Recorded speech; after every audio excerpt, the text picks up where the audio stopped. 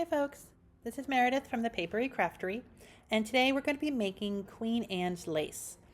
And this is sort of a riff on a project I had made as part of an online class a number of years ago, and I remembered I never shared it here, so new and improved Queen Anne's lace.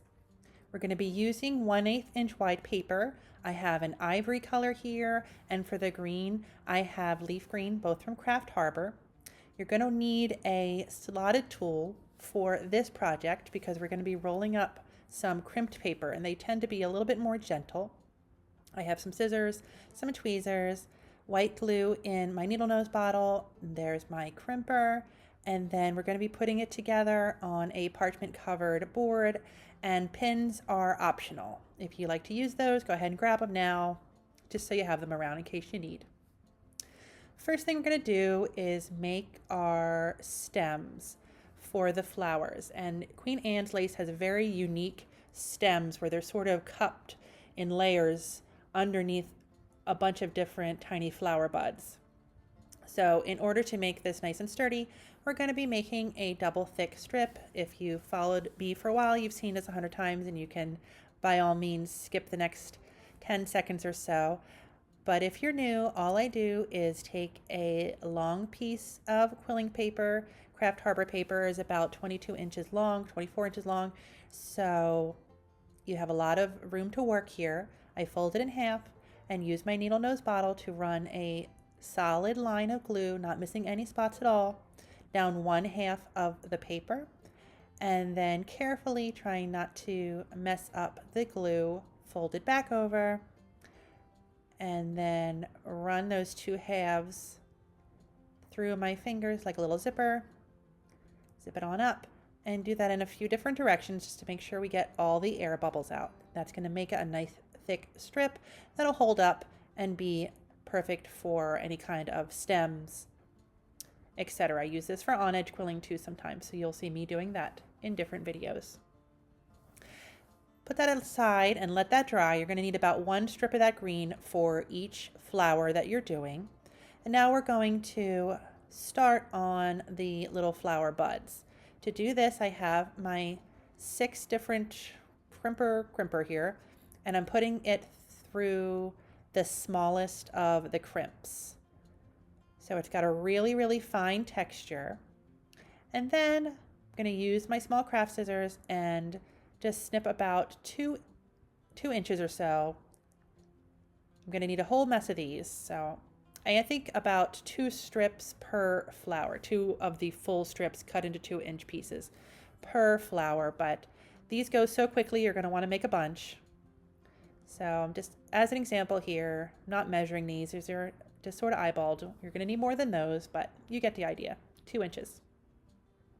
Grab my slotted tool here and gently, without smushing this in any way because you don't want to lose that texture, roll it up all the way to the end. And we're going to let it open up just a hair, just so we can really see all that crimp we put in there.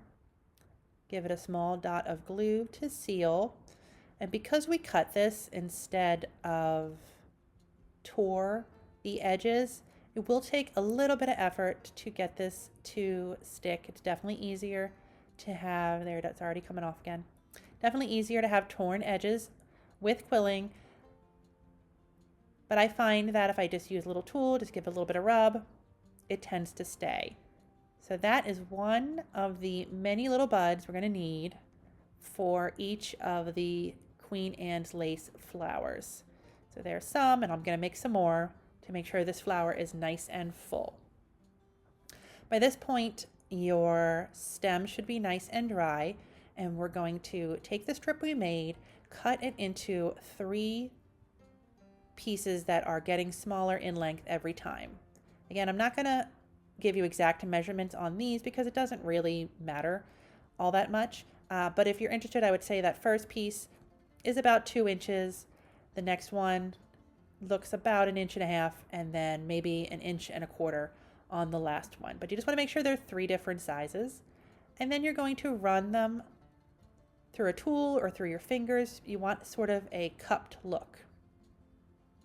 I'll mention at this point, if you didn't see the thumbnail for the video, these Queen Anne's lace flowers, they're not going to be viewed from the top of the flower. This is going to be sort of a profile situation. So you see the flower buds, but you also see the stem underneath. So that's what we're making right now. So this is the part that's going to hold all those little flower buds in place. And what we're going to be doing is putting them inside one another. So you have your largest cup on the bottom, and then we're going to put the second size right in there. Apologize for the dog barking in the background if you can hear that. I'm not sure if the audio is going to pick that up or not. We'll see at the end of the video here. So I have my first one done. I've curled my second piece. I put a tiny dot of glue right in the middle of both of those. And you can use tweezers here to clamp for a second if you like. And that's about what we're looking for there. Now we have our third and smallest piece. Make that into another little U shape here. And we're going to add another dot of glue to the center of this one, and just like before, just stack it right inside. If you are nervous that your pieces are not going to be the right length for this look, I would go ahead and make them a little bit longer than you think, because it's definitely easier just to give them a little trim once they're in this shape. If you find that one side is longer than another, it's just not looking right, feel free to trim. We're only doing 3 of those little domes because this is just a bit of a simplified look. The real flower has more. It's just going to get a little bit too tricky to make a bunch of those. So now what we're doing is taking small pieces and adding them to the underside of those U's. And that is just another detail that these flowers have. We're going to do a second one, even smaller. These are both less than an inch long, so if you're wondering on exact measurements for these, but it may depend on how big you made your top pieces. Then the last part for this step is going to be the stem itself, which is another couple of inches just curved. And then we're going to attach all that to the bottom. Another small dot of glue. And again, if you need to clamp this with your tweezers, it definitely helps it set up a little faster, but we're using very, very little glue, so it really won't take too much time at all. You can also use that time to move around your top pieces, give a little bit more space between them if you feel like it's looking a little crowded. And then here's the second piece for underneath, a little bit smaller. Clamp that down, and then you can move this as well with your fingers. Try not to bend them. You don't want to have any hard angles there, but just a nice curve. And then the last dot of glue for this part, add on your stem. If you want to make them straight, that's fine too. So next we're going to be putting our flowers on the stem itself, and there needs to be some sort of a connection. There doesn't need to be. There can be sort of a connection between the flower and the stem. So to make this really simple, I have about 1/2 inch tiny little pieces of that same double thick strip. I had a little bit left from the original one I made, and I just make a little V out of it and attach one of my flower buds. That is all I'm doing there. If you don't want to do this, go ahead and just attach your flowers straight to the stem in the next part here. I just like the little transition. I just think it makes it look a little bit more natural. So I have 6 of those flower buds with the little green V attached to the bottom. And at this point, we are ready to start putting all of our flower together. So get a little zoomed in here. Make sure you have a little bit of space between each part of the top of your stem. And at this point, I think that that one right there is a little long. So there we go. Just a little trim. They can either be kind of level, or they can kind of stair step up from smallest to largest. But I really don't want that one to be randomly taller in the middle. And now it's just a matter of gluing the first 6 flower buds to those little U stem pieces. And that is all there is to that. It's a little bit of glue on the bottom of the transition piece and attach that.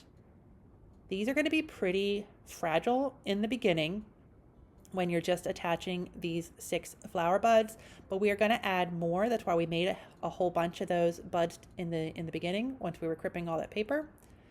So you definitely want to put this in a space where you can let it set for a little bit and let it dry. You don't want to be, this is not a craft where you can make it and then pick it up right away. You're going to need a little bit of time to let this dry. If you want to use tacky glue to make this go a little faster, you can. But these flowers are fairly delicate at this point, so you want to use that glue really sparingly, and sometimes that gets difficult because it is so thick. Do whatever you like. So here is our last flower bud with our little green transition piece on the bottom. We'll get that on the last part of our stem there, and that one is sort of sticking up at a little angle. So I'm just going to use a couple of pins to position that so it dries a little bit flatter. And you can do that by making sort of an X with your pins, and that will get that to sit a little bit further down. At this point, we're ready to finish the flower, which means we're going to add a lot more of those little flower buds that we made all around the 6 that we just added. And remember, I mentioned earlier, this is not the flower looking straight down at it. So it's not going to be circular bunch of these little flowers. It's sort of going to be kind of flat on the top, but full and a little bit out on either side. So this is going to look a little haphazard at first, but I like to start on either side and just kind of connect them where they lie and then meet in the center. So just adding a flower bud and then a little bit of glue, and then a flower bud and a little bit of glue until we can get them kind of bridged to the other side. If having them move a bunch is frustrating, you can pin these in place when you have them where you like. That's okay. But it does come together pretty quickly. We are using just a tiny bit of glue, so they do start to set pretty fast. And once I have that little bridge across, I'm going to add some more just to fill this in a little bit. You can again use as many or as few of these as you like. It's just a matter of getting the look that you are going for. So it definitely needs more on that other side now. Add a little bit of glue there. And yeah, on this side. That. And just looking for wherever you find kind of a little bald spot or you want to add a little bit extra. But these do come together pretty quickly, and they're really great. They're really pretty by themselves, especially if you like more of a minimalist sort of design, or even like a kind of a boho look to your work. But if you like more full flower designs, this is a great one to have in your back pocket because it's big. For first of all, it's really, it takes up a good amount of space in the background, and that will allow you to pair it with both bigger blooms, and also it kind of will offset your smaller little fill-in flowers. So it's just kind of an all-purpose good one to have around. So there's another finished one. Once it's dry, it's definitely much more sturdy. And here, this is actually I mentioned earlier that I had made these for a class a long time ago. It was a multi-different flower bud class, so I was trying to do very quick designs. So if you don't like the full look, that one is a much more simplified version, just stopping at the 6 buds by themselves. So there you go. There's our Queen Anne's lace made out of quilling. So I mentioned earlier, these are great to make designs out of on their own or use as a background flower. Here I'm just kind of playing around with a bunch of different flowers that I've made in the past. I don't know why I keep moving these back and forth. I'm being a little fiddly here, so I am definitely going to stop. Okay, stop.